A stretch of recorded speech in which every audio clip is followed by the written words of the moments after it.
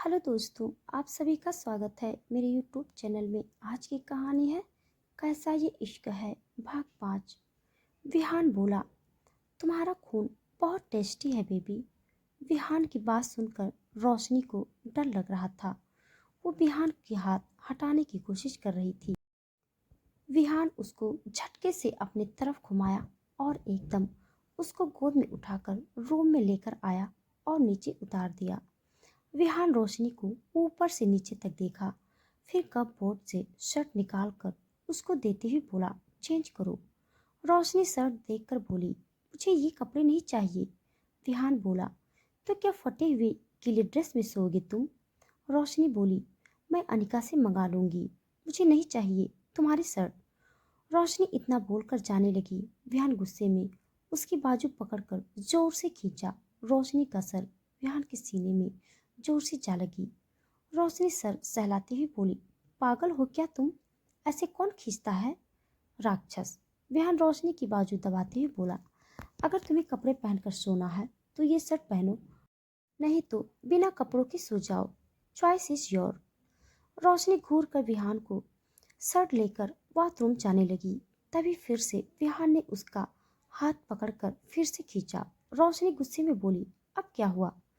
विहान बिना किसी भाव के उसको देखा, फिर उससे बोला, यही चेंज करो। रोशनी चौंक कर बोली, क्या? तुम क्या बोल रहे हो? विहान उसकी होठों के करीब अपने होठ ले जाकर बोला, तुम ही चेंज करोगी। रोशनी विहान को धक्का देती हुई बोली, क्या समझते हो अपने आप को? दुनिया को हो सकते हो तुम विहान मलिक, पर मेरी नज़र में तुम एक किडनैपर हो। इतना बोलते ही रोशनी की आंखों से आंसू निकलकर फर्श पर गिर गई। पता नहीं विहान को क्या हुआ, वो बिना कुछ बोले बाहर चला गया। उसके जाते ही रोशनी नीचे बैठकर घुटनों में मुंह छुपाकर रोने लगी। यहाँ विहान रूम से निकलकर जिम में आया और शर्ट उतारकर बिना ग्लव्स पहने पंचिंग बैग पर गुस्सा उतारने लगा। वो अब तक मारता रहा जब तक उसका गुस्सा कम नहीं हुआ। थोड़ी देर बाद विहान सोफे पर बैठ गया। उसके हाथ से खून निकल रहा था, पर खून का रंग नीला था। विहान थोड़ी देर तक घाव को घूरता रहा, फिर दूसरे हाथ से घाव पर हाथ फेरा, जो देखते ही देखते घाव अपने आप भर गया, जैसे कुछ हुआ ही ना हो। उसकी आंखें अब पूरी तरह से हरे रंग में बदल गया था। आंखों में बेइंतहा गुस्सा छलक रहा था। वो उठकर खिड़की से खुद गया। विहान नीचे कूदते ही सभी वेम्पायर घुटनों में बैठकर उसको प्रणाम करने लगे। विहान उनके बीच से होते हुए तेजी से जंगल में भाग गया। अनिका सब ऊपर से देख रही थी। अनिका बिना किसी भाव के बोली, आप आपने मंजिल से भटक रहे हैं भाई, और मैं ऐसा होने नहीं दूंगी। विहान जंगल में बहुत दूर तक भागते हुए आकर एक जगह रुक गया और जोर से चिल्लाया। उसकी चीख इतनी भयानक थी कि सारे पक्षी पेड़ से उड़कर भाग गए और सारे जंगली जानवर दुबक कर बैठ गए। विहान पूरी तरह से वैम्पायर रूप में बदल गया। उसके नुकीले दांत बाहर निकल आए थे। विहान गुस्से में पेड़ को जोर से लात मारा, जिससे पूरा का पूरा पेड़ ही गिर गया। रात का 11 बजे विहान अपने कमरे में आया और सीधा वॉशरूम के अंदर गया। थोड़ी देर बाद बाहर आया। रोशनी आराम से बेड पर सो रही थी। विहान उसके पास जाकर लेट गया और रोशनी को कमर से पकड़कर अपने तरफ घुमाया। रोशनी के गालों पर सूखे हुए आंसू के निशान थे। विहान थोड़ी देर तक उसके मासूम चेहरे को निहारता रहा, फिर उसको सीने से लगाकर सो गया। सुबह खिड़की से आती धूप से रोशनी की नींद खुली। वो कसमसाते हुए उठी और अपने बगल में देखी। विहान वहां नहीं था। रोशनी उठकर बैठ गई और चारों तरफ नजर घुमाई और बड़बड़ाते हुए बोली, ये राक्षस रात को रूम में नहीं आया? जो भी हो, मुझे क्या, वो आए या ना आए, मुझे क्या लेना देना। रोशनी नीचे जाने की सोची, पर वो अभी भी विहान की शर्ट में थी, जो सिर्फ उसके घुटनों पर आती थी। रोशनी सर खुजलाते हुए अपने आप से बोली, अब मैं क्या करूं? रोशनी बेड पे मुंह लटकाए बैठ गई।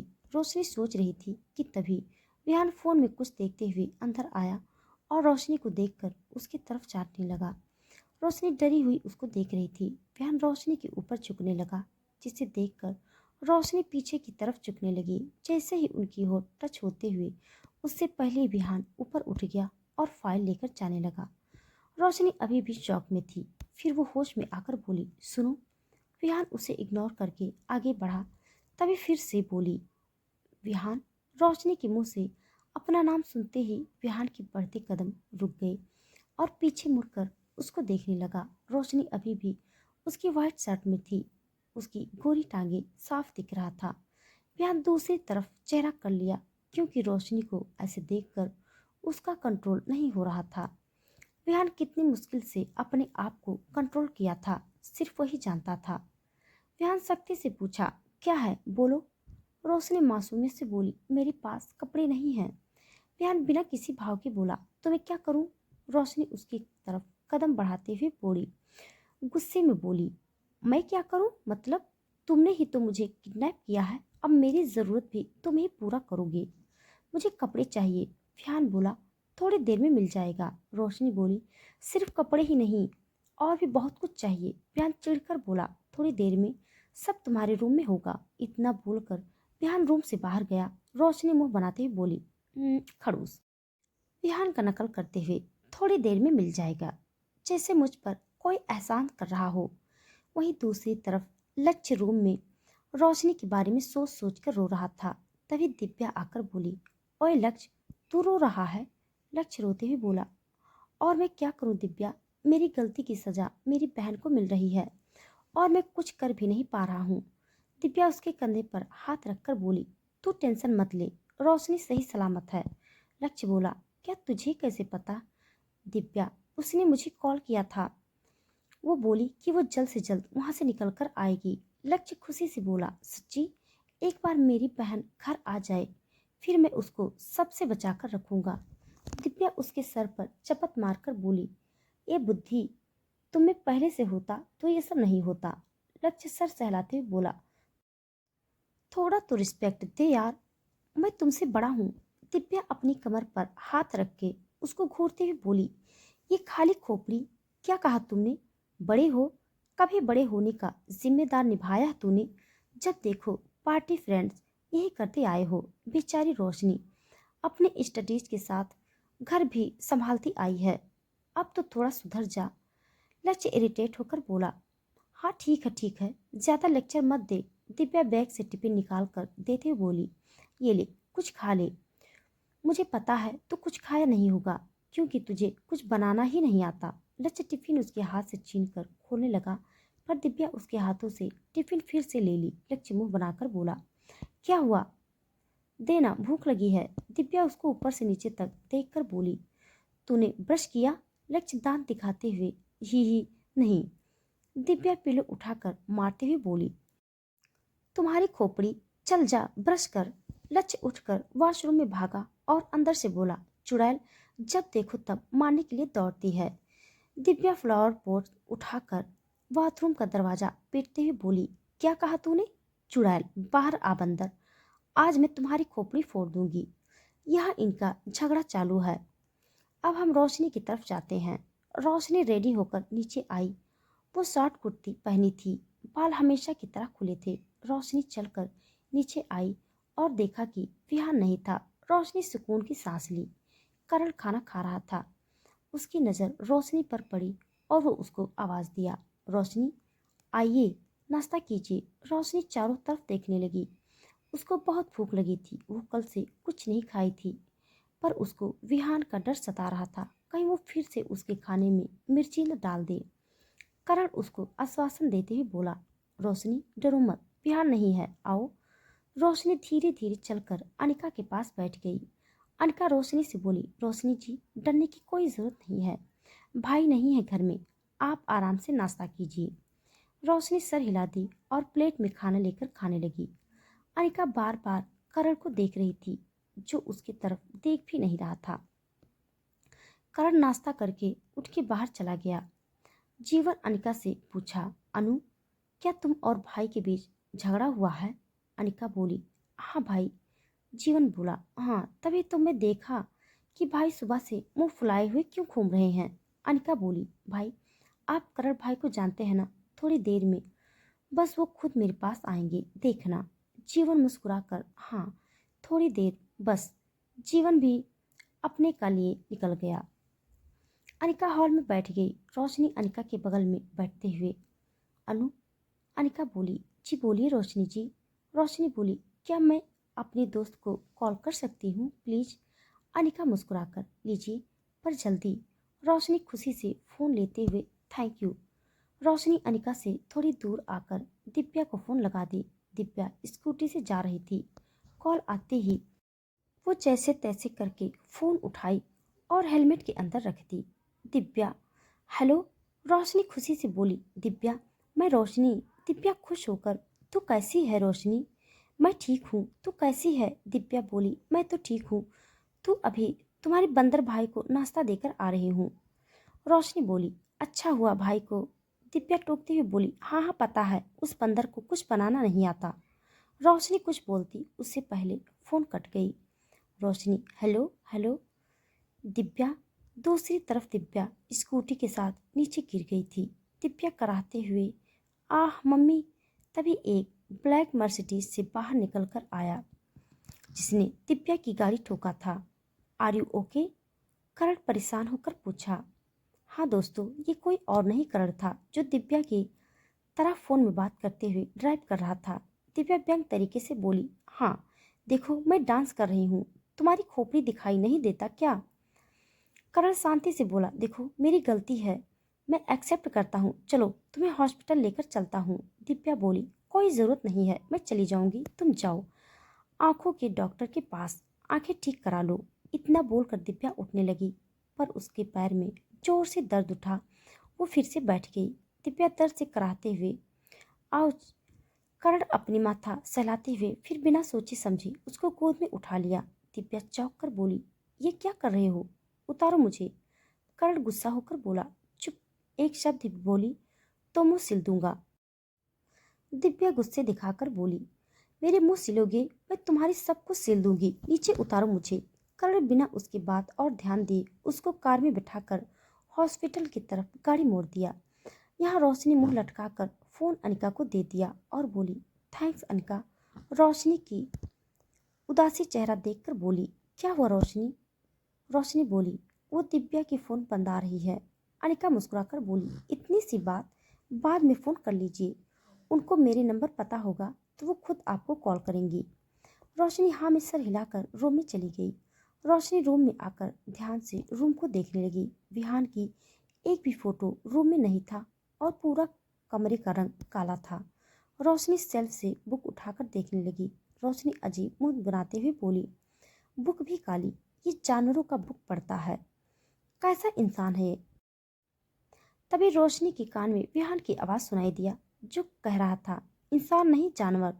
रोशनी झट से पीछे मुड़ी। विहान उसके बिल्कुल करीब खड़ा था। उसकी बॉडी से आती हुई खुशबू में एक अलग सी बात थी जो रोशनी को सुकून दे रहा था। रोशनी डरते हुए, तो तुम कब आए? विहान रोशनी की कमर पर हाथ डालकर करीब करके बोला, मैं हर जगह हूँ, हर पल तुम्हारे पास हूँ। रोशनी बिहान के सीने पे हाथ रखकर दूर करने की कोशिश करते हुए बोली, तुम क्या भगवान हो जो हर वक्त? बिहान उसकी बात काटते हुए उसको खुद से पूरी तरह चिपका कर उसके कान में बोला, भगवान नहीं शैतान। इतना बोलकर विहान रोशनी की गर्दन पर गीली किस किया जिससे रोशनी सिहर उठी। रोशनी विहान को दूर धक्का देने लगी पर विहान उसको नहीं छोड़ा बल्कि और कसकर पकड़ लिया। रोशनी नम आंखों से उसको देखने लगी। विहान रोशनी के चेहरे के करीब आने लगा।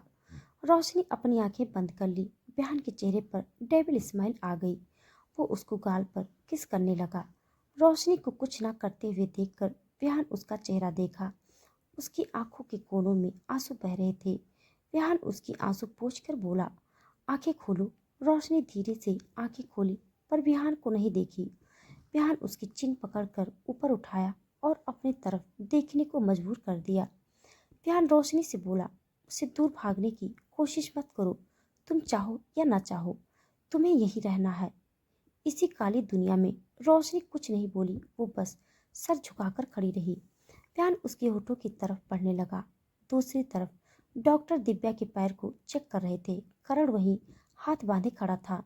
डॉक्टर देखते हुए बोला, क्या हुआ मैडम? दिव्या नाक सिकोड़कर करण की तरफ इशारा करके बोली, यहाँ खड़े हैं ना महानुभाव, इनसे पूछिए डॉक्टर।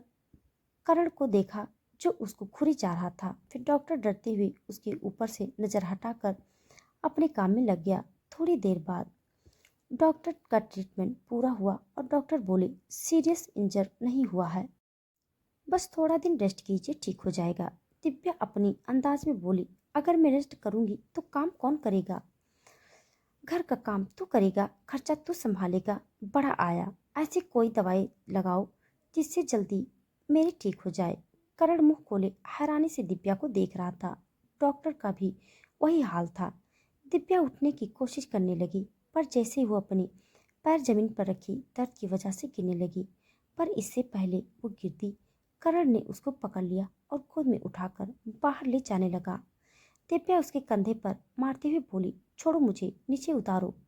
करण उसकी बात को इग्नोर करते हुए उसको कार में आराम से बिठाया और वो भी बैठ गया। दिव्या गुस्से से बोली, ये क्या जबरदस्ती है? जब देखो मुझे बोरी की तरह उठाकर लाते हो। किससे पूछकर तुमने मुझे टच किया? करण दांत पीसते हुए गुस्से को कंट्रोल करते हुए बोला, घर की एड्रेस बताओ। दिव्या बोली, नहीं बताऊंगी, मैं खुद जा सकती हूँ। डोर खोलो। करण गुस्से में उसकी हाथ पकड़कर और दबाते हुए गुस्से में बोला, आखिरी बार पूछ रहा हूँ, हाँ? अगर नहीं बताया तो अपने घर ले जाऊंगा। दिव्या डरते हुए घर का एड्रेस बता दी। करण उसका हाथ छोड़ा और कार स्टार्ट कर दिया। दूसरी तरफ विहान रोशनी को किस करने ही वाला था कि आदित्य भागते हुए अंदर आया और बिना ध्यान दिए बोला, विहान, मुझे तुमसे बात। बेचारा जीवन जब अंदर का नजारा देखा तो उसकी आगे की बात गले में ही अटक गई। रोशनी जीवन की आवाज सुनकर विहान को धक्का देने लगी, पर विहान उसको छोड़ा नहीं। रोशनी मन में विहान को हजारों गालियां दे रही थी। रोशनी रिक्वेस्ट करते हुए विहान से धीमी स्वर में बोली, विहान प्लीज छोड़ो। विहान रोशनी को देखकर मुस्कुराया और उसके कान में धीरे से बोला, अभी तो छोड़ रहा हूँ, पर बाद में तुम्हें मुझसे कोई बचा नहीं पाएगा। विहान की बात सुनकर रोशनी के गाल लाल हो गए और उसके रोंगटे खड़े हो गए। वो खुद नहीं जानती थी कि वो शर्मा रही थी। विहान उसको धीरे से छोड़ा और रोशनी बिना वक्त गवाए वहां से भाग गई। विहान रोशनी के जाते ही सख्त आवाज में पूछा, क्या हुआ? जीवन ख्याल से बाहर आया और बोला, विहान, वैम्पायर नगरी का द्वार खुल गया है। मोम हमें वहां आने के लिए संदेश भेजे हैं। विहान सोच में पड़ गया। फिर वो जीवन से बोला, ठीक है, करण को संदेश पहुंचा दो, हम आज ही जा रहे हैं। करण दिव्या को घर छोड़कर वैम्पायर नगरी के लिए निकल गया। वैम्पायर नगरी। तीनों अंदर प्रवेश किए। सभी वैम्पायर घुटनों में बैठकर उनके स्वागत करने लगे। सभी जगह एक अजीब अंधेरा था और वैम्पायर की हुंकारने की आवाज सुनाई दे रही थी। विहान सबको एक नजर देखा और तीनों छलांग लगाकर महल की ओर पहुंच गए। विहान सीधा अपनी माँ के कमरे के अंदर गया, जहां उसकी माँ विलाही बुक पढ़ रही थी। जैसे ही उन्होंने विहान के कदम की आहट सुनी, वो अपना चश्मा ठीक करते हुए ऊपर देखी। विलाही उठाकर विहान की गले लग गई और प्यार से बाल पर हाथ फेरते हुए बोली, कैसे हो मेरे बच्चे? विहान मुस्कुराकर बोला, मैं ठीक हूँ माँ, आप कैसे हो? अपना ख्याल तो रख रहे हो ना? विलाही उससे अलग होकर बोली, मैं बिल्कुल ठीक हूँ। और कैसा चल रहा है काम? विहान उनको बेड पर बैठाकर उनके पास बैठकर बोला, सब ठीक है माँ, हम तीनों जल्द से जल्द उस इंसान को ढूंढ लेंगे जो हमें उस हथियार तक पहुंचाएगा। जीवन अंदर आकर बोला, फिर हम उसके जरिए से हथियार ले लेंगे। करण उसके साथ आते हुए बोला, और फिर वैम्पायर किंग उसका अंत करेगा। करण और जीवन की बात सुनकर विलाही सरकास्टिक इस्तेमाल करते हुए बोली, और ये सब होने के लिए अपने लक्ष्य पर ध्यान देना भी जरूरी है ना? विहान विलाही से पूछा, आपका कहने का तात्पर्य? विलाही थोड़ी गुस्से में विहान की तरफ देखकर पूछी, वो लड़की कौन है? विहान हड़बड़ाकर हैरानी से पूछा, कौन लड़की? विलाही, रोशनी। विहान सख्त होकर बोला, आपको कैसे पता इसके बारे में? विलाही गुस्से से बोली, मुझे कैसे पता? किसने बताया? ये जरूरी नहीं है। विहान, जरूरी यह है कि तुमने एक इंसान लड़की को वैम्पायर के बीच रखा है। इसका अंजाम जानते हो तुम क्या होगा? अगर गलती से भी वो लड़की बाहर जाने की कोशिश करी तो वो मारी जाएगी। और तुम्हें ये अच्छे से पता है कि हम वैम्पायर इंसान के खून नहीं पीते। विहान विलाही को शांत करने की कोशिश करते हुए बोला, माँ, ऐसा कुछ नहीं होगा, मैं उसको कुछ नहीं होने दूंगा। उसको सिर्फ अपनी गलती की सजा दे रहा हूँ बस। बिलाही बोली। गलती का सजा दे रहे हो या तुम उसको अपने पास रखने के लिए मजबूर कर रहे हो? विहान बिल्कुल शांत हो गया। वो क्या ही कहता। उसकी माँ जो बोल रही थी वो सच ही था। वो खुद नहीं जानता था क्यों वो रोशनी को दूर नहीं करना चाहता। विहान को चुप देखकर विलाही फिर से बोली, क्या हुआ विहान? सच ही कहा ना? मैंने ऐसा क्या उस लड़की में जो वेम्पायर किंग को आकर्षित कर रही है? वो इस हद तक कमजोर हो रहा है? विहान गुस्से में बोला, कुछ नहीं है वो। मेरे लिए वह सिर्फ एक खिलौना है, मेरे लिए। और कल मैं उस खिलौने को हमेशा के लिए मेरी जिंदगी से निकाल दूंगा। जीवन और करण विहान को ही देख रहे थे, पर उसका गुस्सा देखकर कुछ बोलने की हिम्मत नहीं किया। विहान गुस्से में हवेली से निकल गया। विलाही उसको देखती रह गई। जीवन और करण भी विलाही से आज्ञा लेकर उसके पीछे चले गए। विलाही मुस्कुराकर बोली, तुम्हारी बातों में वो दम नहीं है जो तुम अपने दिल से करते थे। कुछ अलग ही जुनून है तुम्हारी आंखों में। शायद उस लड़की के लिए कुछ तो है, उस लड़की में जो एक वैम्पायर को खींच रही है सख्त होकर। पर अभी इसके लिए वक्त नहीं है विहान। तुम्हें अपने लक्ष्य पर ध्यान देना होगा। दूसरी तरफ विहान गुस्से में बाहर आया। सब वैम्पायर्स को घूर कर देखा, फिर वहां से निकल गया। जीवन उसके पीछे आते हुए करण से धीरे से बोला, भाई ये विहान जब देखो वैम्पायर्स को डराते क्यों हैं? करण उसको चुप कराते हुए बोला, चुप कर, वो भी गुस्से में है। जीवन सर खुजलाते हुए बोला, पर भाई विहान रोशनी जी से गुस्सा है या उनके जाने के बाद से? करण जीवन की बात सुनकर मन में बोला, अगर विहान को पता चला कि अनिका ने मॉम को रोशनी की बात बताई है तो विहान उसके साथ क्या करेगा? तीनों वेम्पायर नगरी के द्वार से जैसे ही बाहर आए द्वार अपने आप बंद हो गया। विहान बिना मुड़े गुस्से से वहां से छलांग लगाकर निकल गया। करण और जीवन एक दूसरे को देखकर सर हिला दिया, फिर वो भी वहां से निकल गए। दूसरी तरफ रोशनी हाल में बैठकर कुछ सोचते हुए अपनी उंगली को आपस में फंसा रही थी। तभी अनिका आकर उसके पास बैठकर खुशी से रोशनी का नाम लिया। रोशनी जी। रोशनी उसको खुश देखकर मुस्कुराते हुए बोली, आप बहुत खुश लग रही हैं, क्या बात है? अनिका मुस्कुराकर बोली, रोशनी जी खुशखबरी है आपके लिए। रोशनी बोली, मेरे लिए? तो यहाँ से जाना ही खुशखबरी है। अनिका मुस्कुराकर बोली, रोशनी जी आपको भाई खुद यहाँ से बाहर लेकर जाएंगे। रोशनी शॉक्ड होकर, क्या? तो दोस्तों आज के लिए बस इतना। इसके आगे का भाग जानने के लिए आप सब मेरे साथ बने रहिए। हमारी कहानी आप सबको कैसी लग रही है कमेंट बॉक्स में जरूर बताइएगा। तब तक के लिए धन्यवाद।